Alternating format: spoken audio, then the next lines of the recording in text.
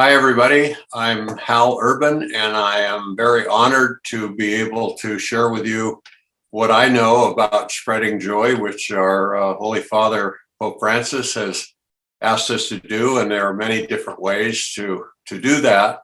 One of the simplest ways is to do it with our words. And one of the things I'm going to try to do during this little presentation is to help you increase your awareness of just how powerful your words can be. They can be powerful in both a positive and a negative way, but they're only going to spread joy if you use them in a positive way. So that's really what I'm going to be talking about. I've been studying the power of words for probably 30 or 40 years. And one of the things I've learned is that because we talk all the time, we talk every day, we actually say thousands of words every day. We take it for granted, but there's a lot of wisdom in the scriptures and in other books that tell us just how powerful words can be. So again, I want to increase your awareness of that power. But before I go into the words themselves, I want to focus a little bit on the word joy, because that was what Pope Francis has asked us to do, is to spread the joy of Christ. And a lot of people think that joy and happiness are the same thing, but they're not. They're a little bit different. So I want to spend a couple minutes on that at the beginning. The difference between joy and happiness is that happiness is really an external thing. I'm not against happiness, but it's usually based on circumstances and happenings, things that go on that are good and make you feel good. You're happy, and that's fine. I wish all of you happiness, but as you know, we can't be happy all of the time. So I'll give you an example. I'm a big baseball fan here in the United States, and I live in San Francisco, and I moved to San Francisco in 1958 when the San Francisco Giants moved here from New York. And I've been a big San Francisco Giants fan ever since then. So that's been more than 60 years. When the Giants win a game, I'm happy. I'm happy with those circumstances that the Giants won the game. But even if they lose the game, I'm still joyful.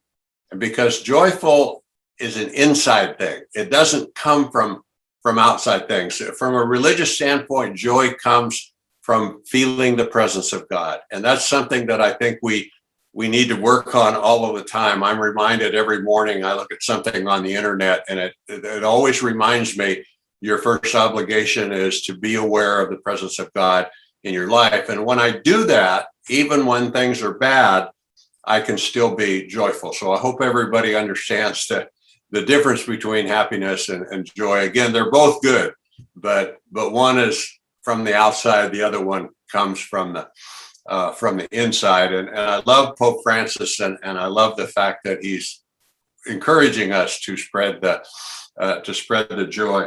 Now, I want to mention a couple of things about words in the Bible.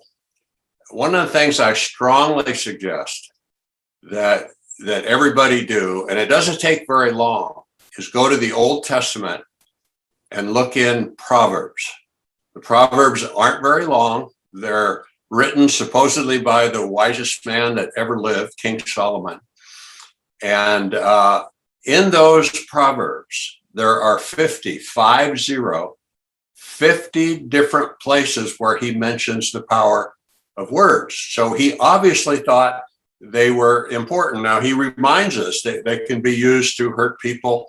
They have the power to heal. They have the power to hurt, and so on. But for us, what he's really saying is you choose the words that are going to spread joy to other people. And this is something, like I say, I've been speaking about and writing about for a long, long time. There's besides the Proverbs, in Paul's letter to the Ephesians, it'd be chapter 4, verse 29. I've used this quotation or scripture reading from him many times in all kinds of audiences, even non-Christian audiences, because it doesn't say anything about God or Jesus. It just says advice about what should come out of your mouth. And this is what he says. He says, let no unwholesome talk come out of your mouth, but only what is helpful for others to build them up according to their needs. Now, just think about that. If you carried that verse with you in your mind or in front of you on paper all day long, let no unwholesome talk come out of your mouth, but only what is helpful for building others up according to their needs. Now, I was a teacher my whole career for many, many years. And I tried to remind myself all of that time, because my job was to build up kids according to their needs. But it works with family and with friends and people that you work with and everything. So it's one of my favorite passages out of the Bible. And there's a number of other places too that I would suggest you look in the Bible. In the New Testament, in the book of James, he talks a lot about how powerful the tongue is. And he compares it to something like a forest fire, that it can cause great damage, and it can. But by reading that, it reminds you, hey, the words that come out of my mouth can really have a strong effect on people. And God gave us a free will. We choose our words. Everything that comes out of our mouth is a choice. And then there's another passage that you might want to check out too. It is in Luke, and it's Jesus talking. And he says to remember that the words that come out of your mouth are from the overflow of your heart. In other words, what's stored in your heart is going to eventually come out of your mouth. And so if you've got nasty things, mean things, angry things coming out of your mouth, and that's what you're feeling in your heart. And so what we need to do is then make sure that our heart is in the right place. I just wrote a book called The Power of Good News, and the subtitle is Feeding Your Mind with What's Good for Your Heart. And so my suggestion is that you put as much positive and loving information in your heart as you can, because that's going to come out of your mouth. And it sounds pretty simple, and it actually is, but we have to sometimes just increase our awareness of what our words are communicating. Because I remember when I started in on this many, many years ago, there was a book written by a rabbi, and the title was Words Can Hurt, Words Can Heal. And that was true then. It was true thousands of years ago, and it's still true today. Words can hurt, words can heal. And so I try to be really, really conscious of the effect that my words will have. And I was particularly conscious of that being a teacher. And I noticed my students, I tried to teach that, did teach it to my students. And they said that one of the things they could always count on me when they came to my class, that I would have a lot of positive things to say. And this is one of the ways that you can spread joy. You don't have to talk about God. You don't have to talk about Jesus.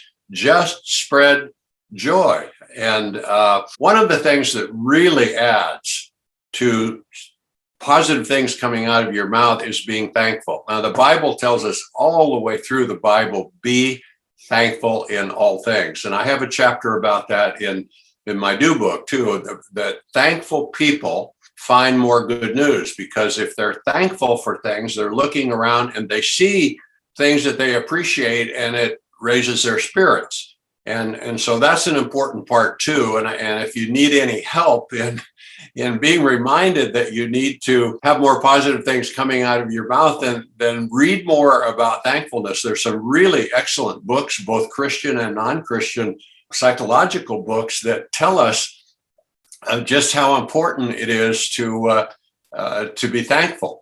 And so that, like I say, there's plenty of places in the Bible about the power of our words, especially positive words. There's another quote that I want to share with you, because I used it at the beginning of my book. And Saint Mother Teresa, she said, kind words are short and easy to speak, but their echoes are truly endless. And when you say something really kind and really affirming to another people, they remember that for a long, long time. I used to teach my students. I taught high school students and university students, but in all of my courses, I said, increase your awareness of the power of your words and check on yourself on the day that positive things are coming out, and to build people up and to give them genuine compliments. And it works. You know, I get a lot of feedback over the years that this is really powerful. And I do want to share with you one of the greatest experiences I had in my life. And in our lifetime, special people come along and they have a powerful, powerful influence on our life. And I've told these stories many times. I know one of the reasons I'm so thankful is that when I was 10 years old, I had a lesson from my mom in a very loving way. I was complaining about something I didn't have that the other kids had, and they were cool and I wasn't cool. And she showed me some pictures of what it was like when she grew up. She was born way back in 1913, and she grew up on a farm in the state of Missouri. And they didn't really have very much, and they struggled for what they had. And she said, you have so much more than I had when I was growing up, but you complain instead of being thankful. And I remember she said, the happiest people in the world aren't the people who have the most. The happiest people in the world are the ones who are the most thankful for what they do have. And there's a real difference. And like I say, I live in thankfulness, and it does bring a lot of joy to me. And I do try to spread that joy, probably not as much as I should, but it is something that I think we really need to remind people that we have so much to be thankful for. And especially the Bible tells us, be thankful in all things. Okay.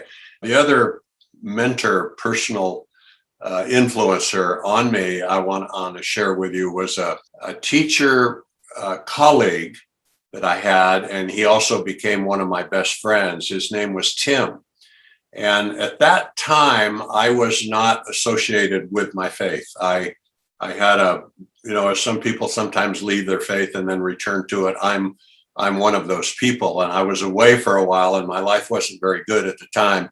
And I think God sent my friend Tim into my life to bring me back to him. And I never learned more about the power of words, especially positive words, and spreading joy from anybody that I did from Tim. He transferred from another high school to the high school I taught at, and we immediately became good friends. We had a lot in common. We were almost the same age. We were both in our early 30s at that time. He was the father of 2 boys. I was the father of 3 boys. He had played football in college. I had played basketball in college. We just were interested in a lot of the same things. And so we started spending a lot of time together. And one of the things I heard around campus was that all of the kids just absolutely loved him. And then I noticed that the faculty members really liked being around him too. And I was spending a lot of time around him. And the more time I spent with him, the more I was drawn to him. And I was trying to figure out what is so special about Tim that makes everybody love him. And I finally figured it out one day. He and I were eating lunch in my classroom. And I said, Tim, I said, I finally figured out why everybody loves you so much. And he looked kind of surprised, and he smiled at me, and he said, what's that? And I said, I have spent hundreds of hours of time with you, and it just dawned on me, I've never once heard you say anything negative. And he smiled big, and I said, is there a story behind that? And he said, oh, absolutely. He said, Hal, I was really lucky. He said, I had fabulous parents that were really committed to Jesus and his message. And I grew up in that atmosphere. And he said, my mom and dad were positive. They were great lovers of Jesus. They practiced their faith. And he says they were joyful. And he used that word. And he said, we had a family motto. And he said, I still live by it today. And I said, what is it? What's the secret? And he said, well, it's not so much of a secret, but a lot of people don't practice it. And I'm really glad I was raised this way. And here was the family motto or family mission statement that he grew up with. Always have something good to say. And here's this guy spreading joy throughout the faculty, throughout the students that he has, just by paying attention to what he has to say. And he always had something good to say, and he practiced it. He also had a very special question that I want to pass on to you, a question that he asked people that he really liked, and he asked me one day, and it really threw me off. We were talking about sports or something like that, and then he kind of stopped and he smiled and he said, "Hey, do you know what I like the most about you?" And it was just kind of out of the blue, but it's a tremendous question to ask a person, especially if you really do like them and you're thinking about what you like. And we don't usually tell people things like that. We wait till they die, and then we say that at their funeral. Well, I think we should tell people while they're alive how much we love them and why. You know, I looked at him and he said, "You know what I like most about you?" And I said, "No, I don't, because I've never considered myself a person with a great personality or somebody that's fun to be with all the time, you know." So he said, "You know, you've had a really powerful influence on my teaching." And I almost started crying when he said that, because I thought it was the other way around. I thought he had a powerful influence on me, and he did. But it was a win-win situation. We were influencing each other. And he said he really respected the fact that the kids loved me so much, and that the way I treated them and how hard I worked. And boy, he gave me some affirmation that I really needed at that time, because I had a department chairman that only told me things I did wrong. He never told me what I did right. I had a principal that was the same way. They were both kind of negative people. And it was so good to hear that I was having a positive influence, not only on my kids, but on my colleagues. And so I always use Tim as a great example. Just think, if you lived every day of your life, you live with that motto, always have something good to say. So anyway, that's one of the reasons later that I wrote a book called Positive Words, Powerful Results. I would have dedicated it to Tim, but at that time I had dedicated my first book to my 3 sons, and then I wanted to dedicate my second one to my mom, which I did. But I write about and speak about Tim often, and he's mentioned in the book. But again, always have something good to say. And you know, I had another friend too that was in college, and I remember one of the things that he taught me was that he said, "We live in a culture of complaint." And he said, "What I try to do is not complain." And I used to challenge my students to go a full day without complaining. So anyway, that's the story of Tim. His last name was Hansel, Hanscl, Tim Hansel. He died in 2009. But again, he lives with me forever, because every time I think about him, I smile. And every time I think about him or look at his picture, I'm reminded to always have something good to say. And that's one of the ways that you can really spread a lot of joy. So I'll mention here just briefly at the end, I'm not trying to sell them to you, but you may be interested, because they do fill you in on some of the things about the power of words. I wrote, I think it was in 2004 or 6 or around in there, I wrote the book called Positive Words, Powerful Results. And that gives you a whole bunch of different categories in which words can be really powerful. I mean, words in the family, you know, words at work, works in education, works in coaching, wherever positive words are really going to have a lot more lasting impact than at least in a positive way, than negative and hurtful words, because we do use too many of them. And then the other book I wrote, it just came out in May of 2021, and that's the one called The Power of Good News. And it's the idea that whenever we have good news, that we should share that with other people and encourage other people to share their good news, because it's something that brings us joy and we're happy for each other. And we live in a world in which the news media bombards us with bad news. And so it's nice to balance it up, because there really are more good things going on than there are bad things, but they don't get the publicity and the recognition of the news media that the good things do. And so again, the suggestion of that book about the power of good news is to put positive information in your head. I talk a lot about positive input. That's really what the book is about. Being thankful is one of them, And there's a friendship is another thing that really helps to be around good friends, because when you're around friends, it's usually a happy occasion and there's more positive talk than negative talk. And so anyway, I hope that in this brief message to you, you get some kind of notion that your words are very powerful. And I hope you become aware of that. And I hope you use your words to honor God, to spread the joy of Jesus. Thank you for having me. God bless.